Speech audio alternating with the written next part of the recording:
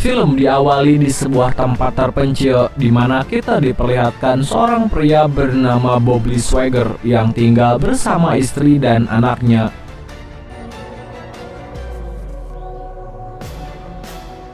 Suatu hari di saat Bob sedang berburu, dia tidak sengaja melihat seekor serigala yang terkena sebuah jebakan dan membuatnya tidak bisa berjalan. Karena serigala adalah hewan yang dilindungi, Bob memutuskan untuk menolong hewan tersebut. Namun tidak lama, datanglah dua orang pemburu lain yang mengaku kalau serigala itu adalah hewan buruan mereka. Kedua orang itu lalu mencoba untuk menyerang Bob, namun Bob dengan pengalamannya sebagai seorang marinir dapat dengan mudah melumpuhkan kedua pemburu itu.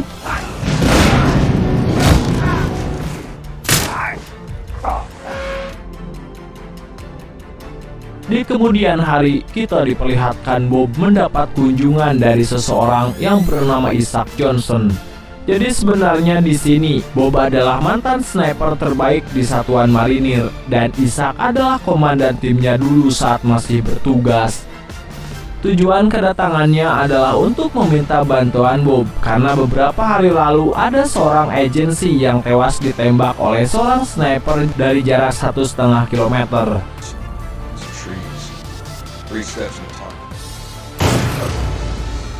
Dan masalahnya pembunuhan itu ternyata hanyalah peringatan karena si sniper meninggalkan sebuah surat di tubuh korbannya yang berisi kalau target sebenarnya adalah presiden.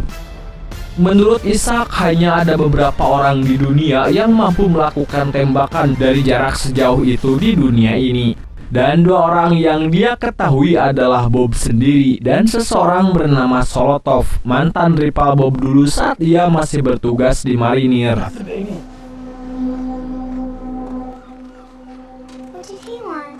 Jadi diceritakan dulu, Bob dan sahabat baiknya yang bernama Donnie ditugaskan untuk mengintai Solotov.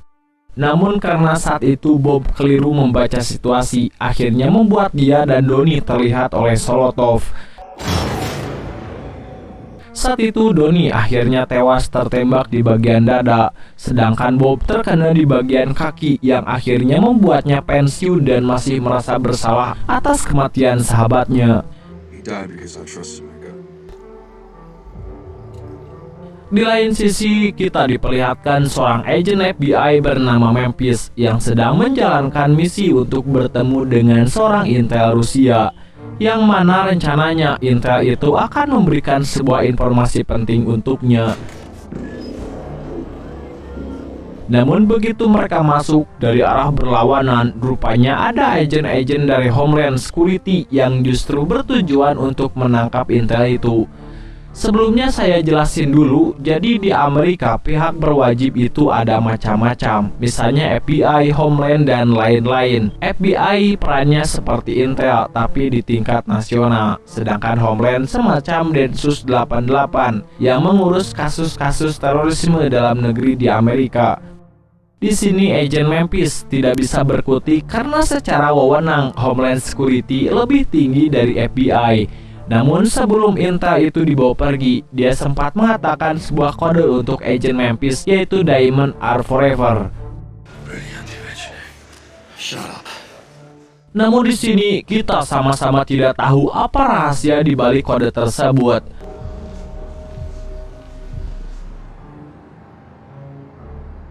Sementara itu, Bob menemui Isaac dan satu lagi temannya yang bernama Vane. Bob akhirnya setuju untuk membantu Isaac menangkap Solotov. Di sana ia diberikan brief awal tentang titik kemunculan presiden, update profil tentang Solotov, kemungkinan senjata yang digunakan, dan foto terbarunya yang tidak kelihatan jelas bentuknya.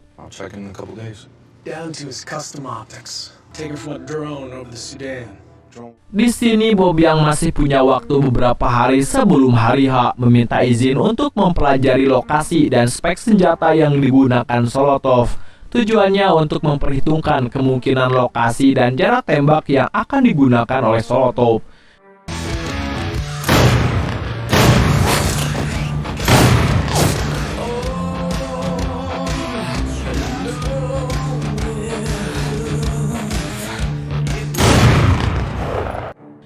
Singkat cerita, hari H pun tiba. Di sana iring-iringan presiden sudah mulai terlihat.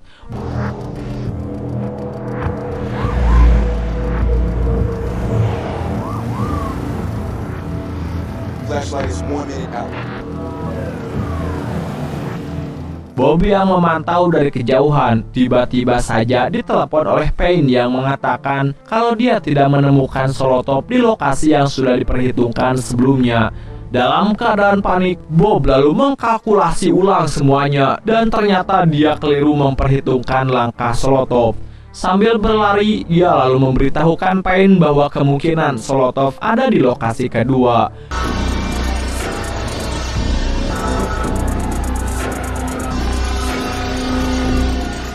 Namun begitu sampai di sana, Bob hanya menemukan setup sniper di ruangan itu dan tidak melihat targetnya ada di sana. Di saat yang bersamaan, begitu Bob sampai di ruangan tersebut, tiba-tiba terdengar tembakan dan muncul berita kalau Presiden Amerika telah tertembak. Di saat Bob masih ngahulang terpuguh dengan keadaan sekitar, tiba-tiba seorang polisi yang entah dari mana muncul di sana dan mencoba untuk menembak Bob. Disinilah dia baru menyadari kalau selama ini dia telah dijebak oleh Isaac dan juga Payne. Untungnya polisi tersebut kurang begitu gercep dan Bob berhasil menghindari tembakannya dengan melompat keluar jendela. Namun aksinya itu membuatnya tidak bisa kabur dan akhirnya tertangkap oleh Memphis yang kebetulan teka aja berada di sana.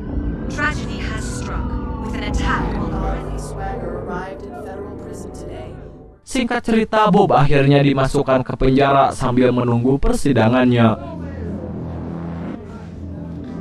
Di dalam penjara, dia sempat diganggu oleh beberapa napi.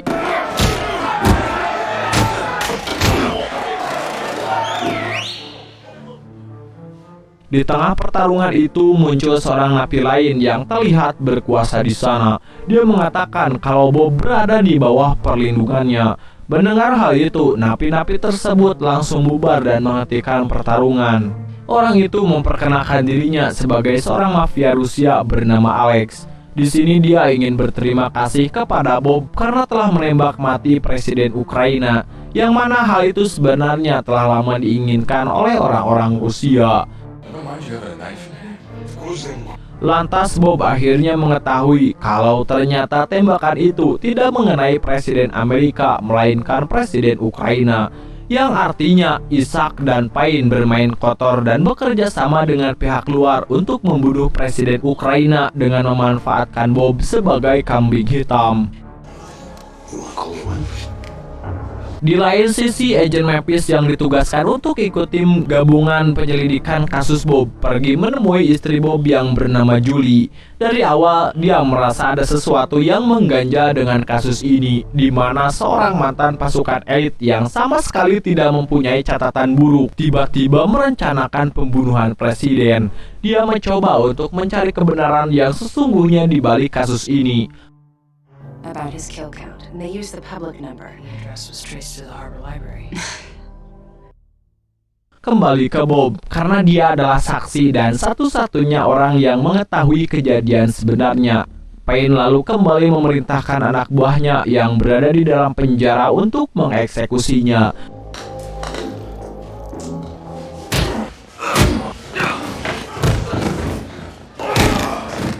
Tapi Bob malah berhasil mengalahkan mereka dan berbalik menjadi keuntungan karena dia bisa keluar dengan menyamar menggunakan seragam sipir tersebut.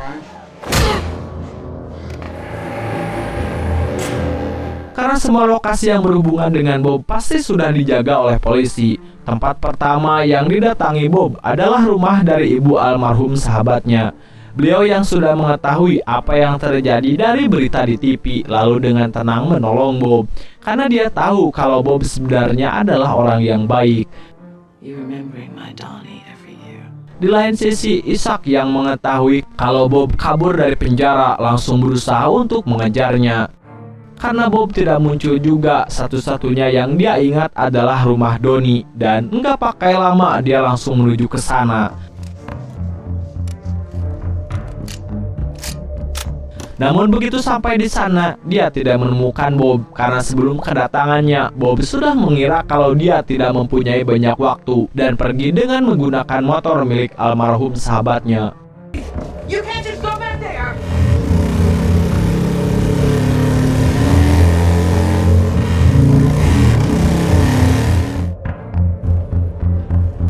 Singkat cerita, malam pun tiba. Kemudian kita diperlihatkan Bob yang menelepon istrinya sambil diam-diam mengintai dari kejauhan melalui teropong. Dia menyadari kalau teleponnya disadap oleh agen-agen yang berjaga di rumahnya.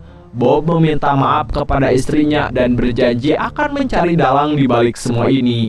I'm gonna do what I do best. I'm gonna hunt. Ishak lalu mengadakan pertemuan dengan tim suksesnya dan di sana dia memutuskan menggunakan keluarga Bob sebagai umpan untuk memancingnya keluar. Karena menurutnya itu adalah satu-satunya kelemahan Bob. Because I did my job well, Payne. Keesokan harinya, kita diperlihatkan Julie yang sedang berada di Indomart kembali ditelepon oleh Bob. Ishak dan tim FBI sudah ready menyadap percakapan mereka. Where's he calling from? I don't know. Singkat cerita, lokasi Bob akhirnya berhasil diketahui oleh FBI.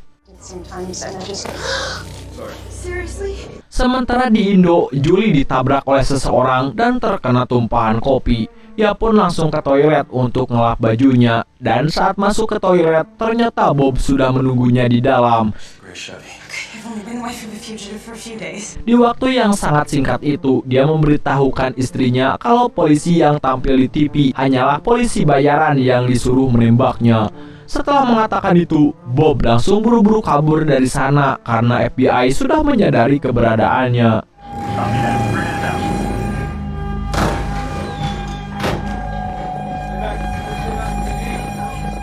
Setelah mendengar informasi yang diberikan Bob, Julie lalu memutuskan untuk meneruskannya ke agen Memphis, satu-satunya orang yang menurutnya bisa membantunya mencari kebenaran atas kasus ini.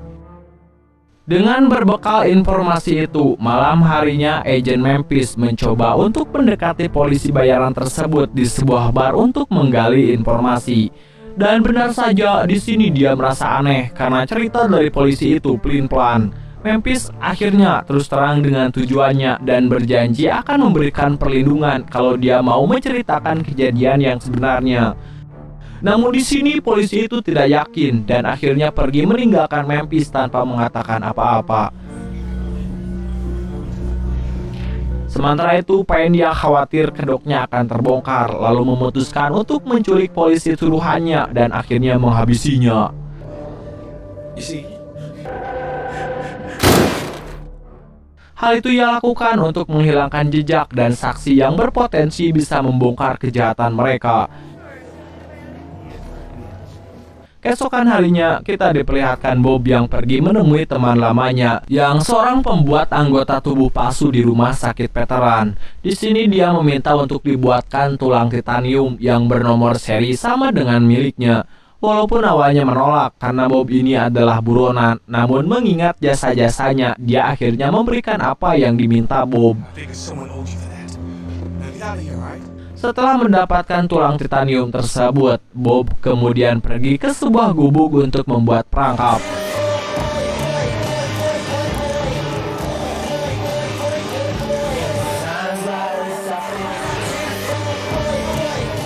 Di sisi lain, Ishak juga mendapatkan info tentang keberadaan Bobby Swagger. I think we have the front page of the newspaper just left my store. Dia langsung mengirim tim besarnya menuju ke sana. No reason.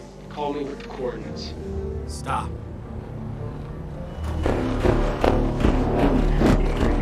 Sesampainya di sana, ternyata Ishak dan timnya hanya menemukan gubuk kosong dan tanpa mereka sadari sebenarnya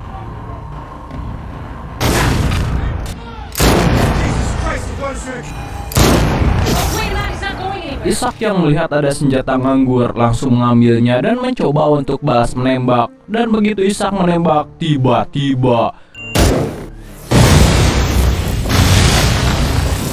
tubuh Bob hancur berserakan. Saat diinvestigasi, tim FBI menemukan rompi peledak di antara anggota tubuh yang berserakan dan juga tulang titanium dengan nomor seri yang terdaftar atas nama Bobby. Mereka menyimpulkan kalau Bobby frustasi dan mencoba melakukan bom bunuh diri, namun keburu ketahuan dan tertembak oleh Isaac. Bag everything. Don't leave anything behind. Namun tidak berselang lama, Memphis yang masih di dalam gubuk tiba-tiba mendapat telepon dari Bob. Ternyata Bob sudah memperhitungkan semuanya dan sengaja memanipulasi kematiannya dengan pantulan titanium palsu untuk memudahkannya mencari dalang di balik semua ini.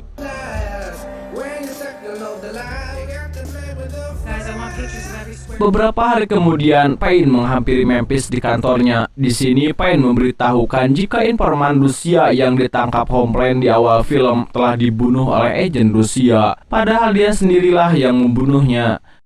You show me how they might be connected. Wait, SVR? Merasa ada yang janggal, di sini Memphis menjadi curiga apakah kematiannya ada kaitannya dengan kasus Bob. Namun Payne menyangkalnya dan dia mengajak Memphis untuk bertemu di suatu tempat untuk menjelaskan masalah tersebut.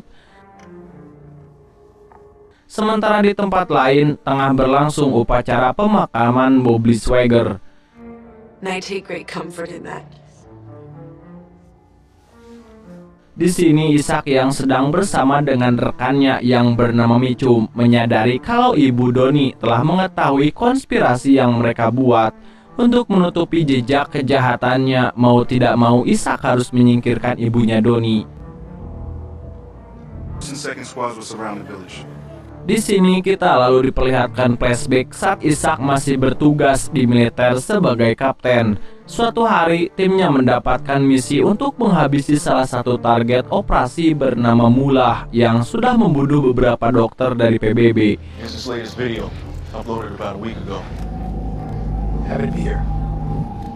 Disinilah pertama kali dia bertemu dengan Mitchum, salah satu agensi CIA yang ditugaskan untuk menjadi konsultan mereka. Namun dia malah meminta Isaac untuk menyimpang dari misi dengan alasan target operasinya atau Mullah mempunyai sebuah informasi berharga yang bisa menyelamatkan militer Amerika. Jadi Isaac diminta untuk membuat laporan kalau Mullah sudah tewas terbunuh, padahal aslinya akan diserahkan hidup-hidup kepada Mitchum. Singkat cerita, saat misi dimulai, Isaac dan rombongannya termasuk Bobby dan Donnie langsung menuju ke TKP. Mereka bertugas sebagai sniper yang mengawasi dari kejauhan.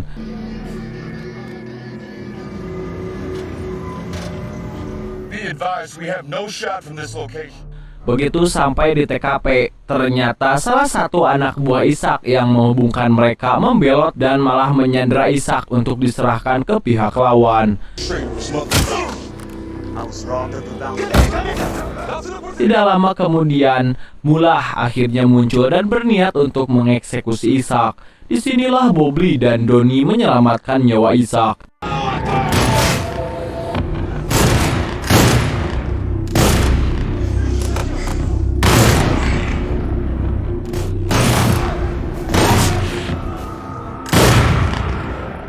Keesokan harinya setelah misinya selesai, karena Isaac telah gagal membawa Mullah, maka Isaac diberhentikan untuk memimpin ekspedisi tersebut. Lalu di sini Mitchum menawarkan kesempatan kepada Isaac untuk mendapatkan jabatan yang lebih tinggi jika dia mau. Di sini mulai terlihat kenapa Isaac bisa masuk ke dalam lingkaran kejahatan.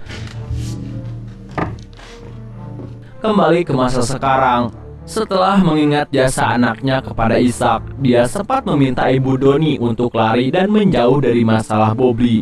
Namun di sini dia menolak dan berkata kalau kebenaran pasti akan berbuah kemenangan, dan beliau lebih memilih mati daripada harus melarikan diri.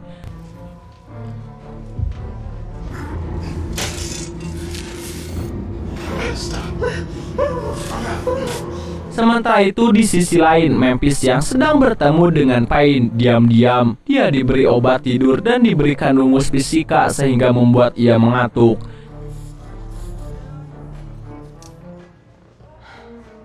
Di sini Payne mencoba menyingkirkannya dengan memberikan alkohol yang sudah dicampur potas. Namun tiba-tiba Bobby muncul dari belakang. Ternyata dari kemarin Bob membutuhkan Memphis untuk memastikan Memphis benar-benar bisa dipercaya dan bukan bagian dari aliansi Isaac. Namun sialnya, di sini Payne berhasil meloloskan diri dan mengetahui kalau Bobby hanya memasukkan kematiannya.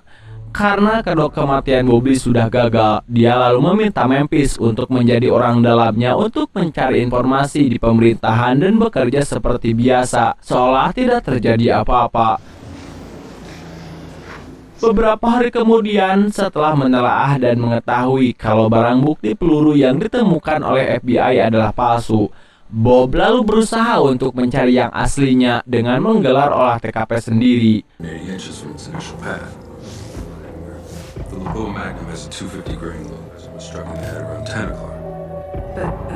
Dengan fakta-fakta di lapangan saat kejadian dan perhitungan reka ulang penembakan yang sangat akurat, Bob memperkirakan kalau peluru yang asli harusnya nyangkut di semua mobil patroli yang tidak jauh dari lokasi Presiden Ukraina tertembak.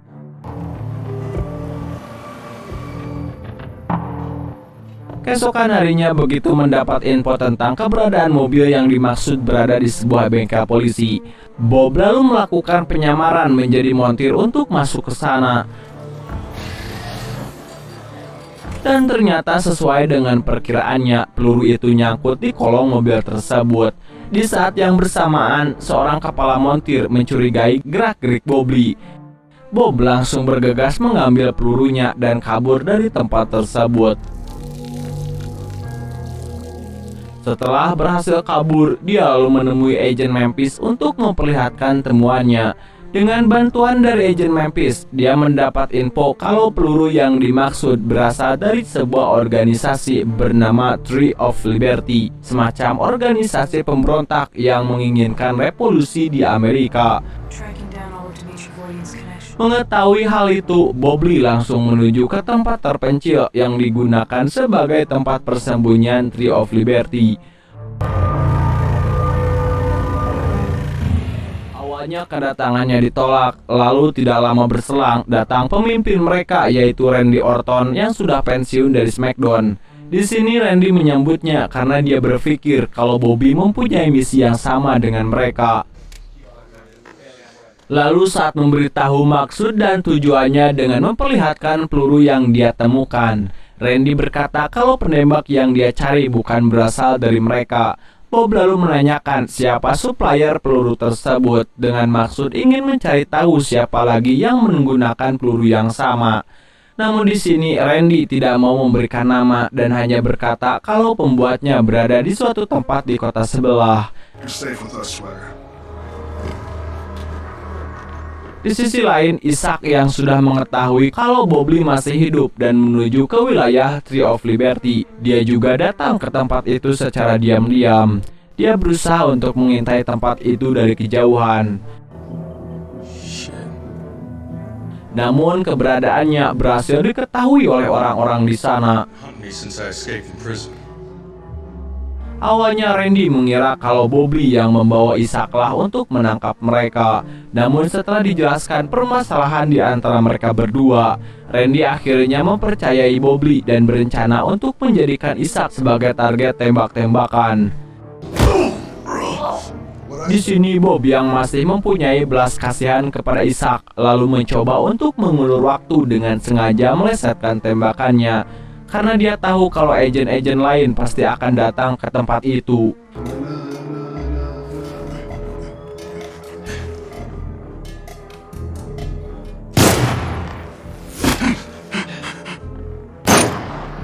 Dan tidak lama kemudian, agen-agen pun akhirnya datang.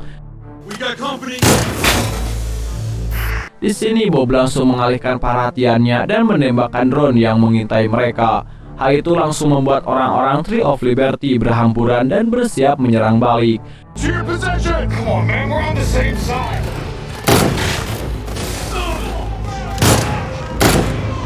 Dengan memanfaatkan kekacauan itu, Isaac akhirnya bisa meloloskan diri dengan memotong tali yang mengikatnya menggunakan sebuah batu. Sementara Bobby masih berusaha melumpuhkan musuh-musuhnya. Di sini Bob juga sempat menolong adiknya Randy yang akhirnya membuatnya simpati dan memberitahukan supplier peluru mereka, yaitu seseorang dengan nama O'Brien.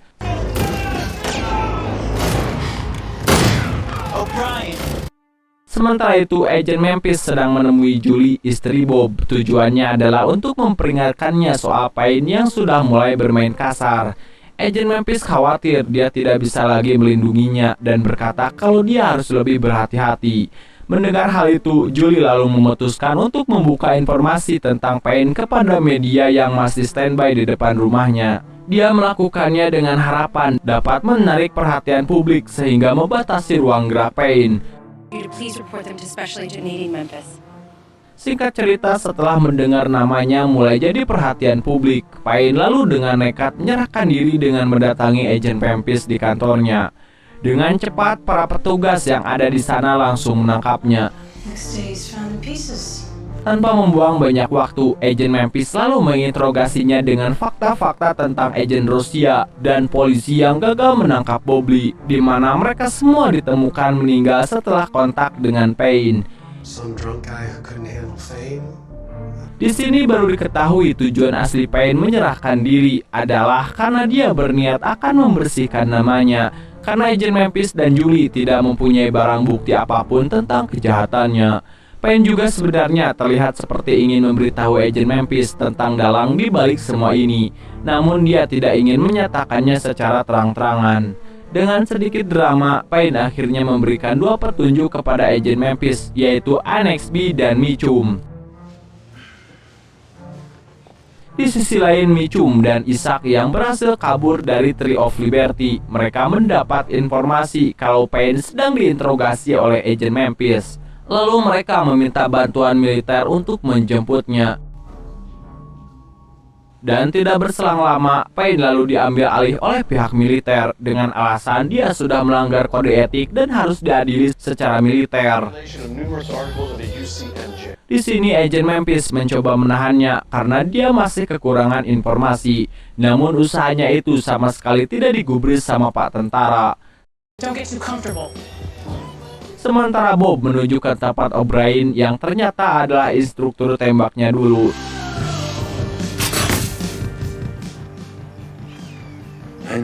Di sana Bobby menjelaskan apa yang terjadi dan menunjukkan peluru yang ditemukan di TKP penembakan presiden. Setelah dilihat, O'Brien lalu berkata kalau peluru itu bukanlah buatannya. Menurut pengakuan O'Brien, peluru buatannya sudah disempurnakan dan akan pecah berkeping-keping untuk menghilangkan jejak. Ia lalu membawanya ke puncak sabana dan menunjukkan sebuah senapan yang diberi nama Black King. Di sini O'Brien menjelaskan kalau dari jarak tembak dan peluru yang digunakan bisa dipastikan senjata yang digunakan berjenis sama. O'Brien berkata jika Bobby ingin menemukan pelakunya, maka dia harus mencari siapa pengguna Black King lainnya karena diceritakan hanya ada 4 senapan jenis itu di dunia.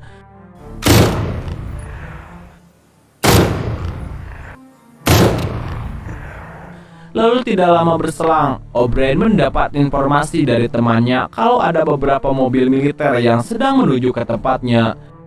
Seolah sudah siap dengan kedatangan orang-orang yang sedang memburu Bobby, O'Brien lalu mengajak Bob untuk menyambut mereka.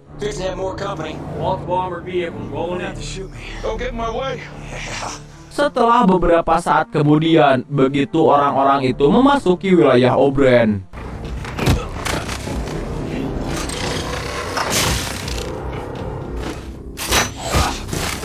Beberapa di antaranya terkena perangkap O'Brien dan menyebabkan luka serius, sementara yang berhasil menghindar lanjut adu tembak dengan O'Brien dan Bobby.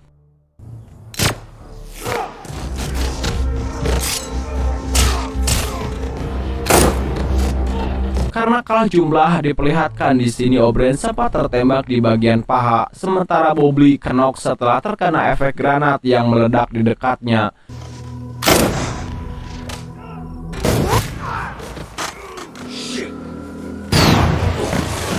O'Brien yang sudah tidak berdaya hanya bisa pasrah dan berniat mempertahankan diri hanya dengan sebuah pisau.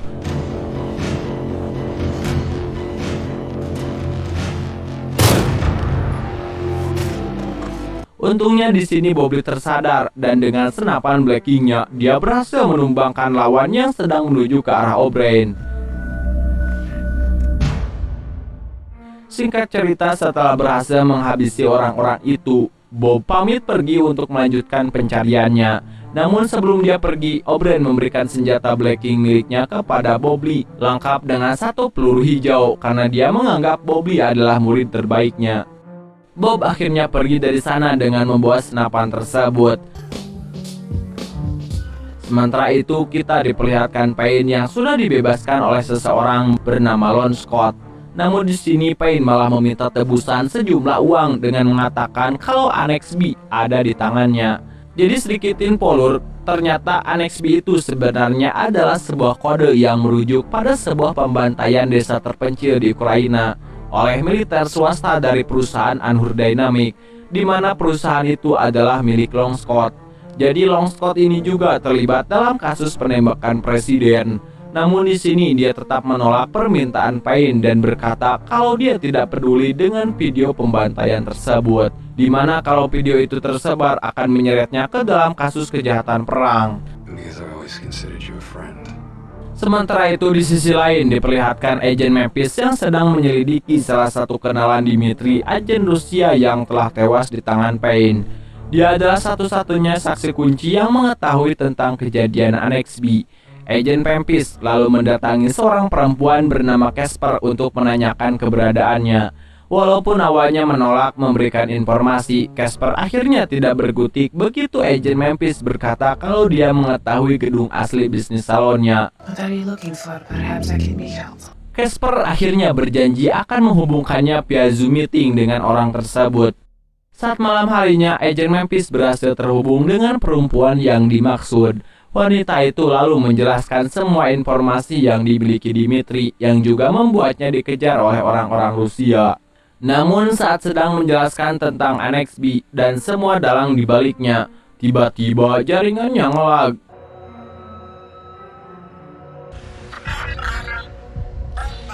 Dan tidak lama berselang, ternyata orang-orang Rusia sudah mengetahui keberadaan perempuan itu, yang langsung mendatanginya dan menghabisinya di hadapan agen Memphis, di mana hal itu juga membuat agen Memphis menjadi agak paranoid.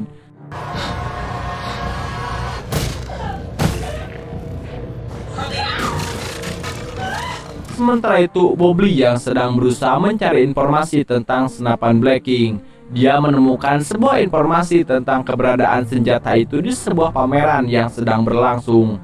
Tanpa membuang waktu, dia langsung menuju ke pameran tersebut. Singkat cerita, dalam pameran tersebut, Bob bertemu dengan salah satu pemilik senjata itu. Di sini dia menjelaskan kalau senjata itu adalah senjata yang sangat langka dan hanya ada beberapa pucuk di dunia. Dia juga mengatakan kalau salah satu pemiliknya adalah Long Scott, pemilik PT Anhur Dynamic yang sanggup menembak tepat sasaran dengan senapan Blacking dari jarak 1 km lebih.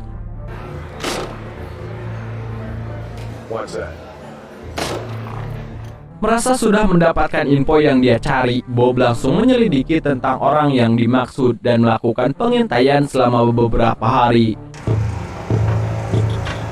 Karena merasa tidak mampu melakukannya sendirian, Bob lalu meminta bantuan agen Memphis untuk membantunya dalam pekerjaannya kali ini. Beberapa saat kemudian, agen Memphis akhirnya sampai di titik persembunyian Bob Lee. Di sini, dia langsung memberitahukan semua informasi yang baru saja didapat tentang Annex B dan keterlibatan Long Scott di dalamnya. Tidak lama berselang, terlihat Long Scott keluar untuk menemui Mi Jung dan satu orang lagi bernama Kurukov. Dia adalah seorang agen berpangkat tinggi dari SFB, semacam CIA-nya Rusia, di mana ternyata dialah yang memerintahkan mereka mengeksekusi Presiden Ukraina. Tujuan pertemuan itu adalah untuk membahas uang tebusan yang diminta Payne untuk Annex B yang saat ini ada di tangannya. Namun di sini Kurukov menolak untuk mengabulkan permintaan Payne dan memilih pergi dari sana. Bob yang dari tadi membuntuti mereka dan menyadap percakapan mereka, dia mempunyai ide untuk mengadu domba mereka dan menggunakan Payne sebagai umpan. Singkat cerita, Bob dan agen Memphis lalu pergi menemui Kurukov untuk menjalankan rencananya.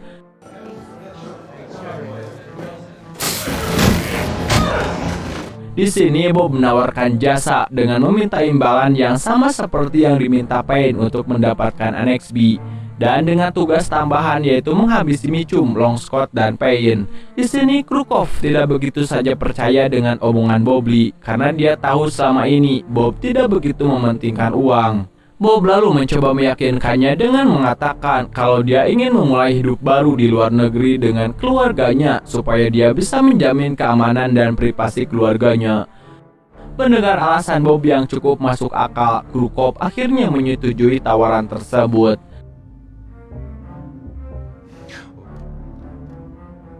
Di sisi lain, Julie memutuskan untuk pindah dari rumah adiknya ke tempat yang lebih aman secara diam-diam, mengingat situasi Bobby yang sedang melawan para Yonko. Reach out to you when we're safe, I promise.